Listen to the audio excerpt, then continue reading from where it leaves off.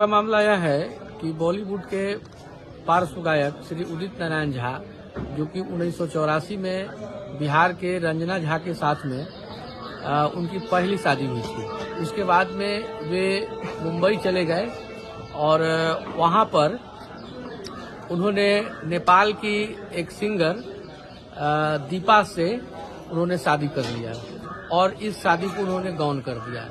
बाद में जब पहली पत्नी रंजना झा को जब मालूम चला तो इसके लिए वे काफी संघर्ष की, लेकिन उदित नारायण झा पहली बार तो इनको पत्नी मानने से भी इनकार कर दिया। जब उस समय का फोटो वगैरह सब जब इन्होंने जब सामने में जब लाया तब उदित नारायण झा ने इस बात को स्वीकार किया कि वो पहली पत्नी है, लेकिन पहली पत्नी को आज भी उदित नारायण झा के द्वारा पत्नी का दर्जा नहीं दिया जा रहा है और उनके अधिकारों से वंचित करने का प्रयास किया जा रहा है, जो कि मानवाधिकार कानून का उल्लंघन है। दूसरी सबसे बड़ी बात यह है कि हिंदू अधिनियम में जो शादी का प्रावधान है, उस शादी में जब तक पहली पत्नी से डाइवोर्स क्लियर नहीं होगा तब तक दूसरी शादी हो ही नहीं सकती है।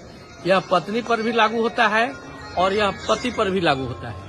तो पति भी बिना डाइवोर्स की दूसरी शादी कर नहीं सकते हैं और पत्नी भी बिना डाइवोर्स की दूसरी शादी कर नहीं सकती है।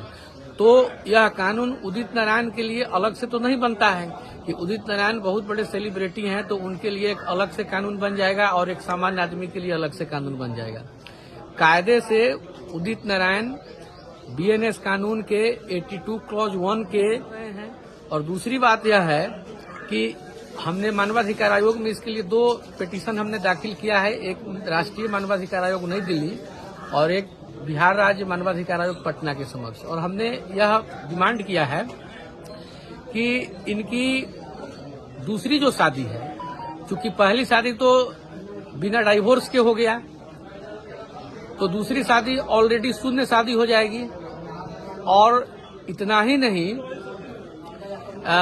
दूसरी शादी गैर कानूनी शादी भी मानी जाएगी। तो दूसरी शादी को शून्य कर दिया जाए और दूसरी शादी को गैर कानूनी हो और पहली शादी तो वैध है ही, वह कंटिन्यू रहे।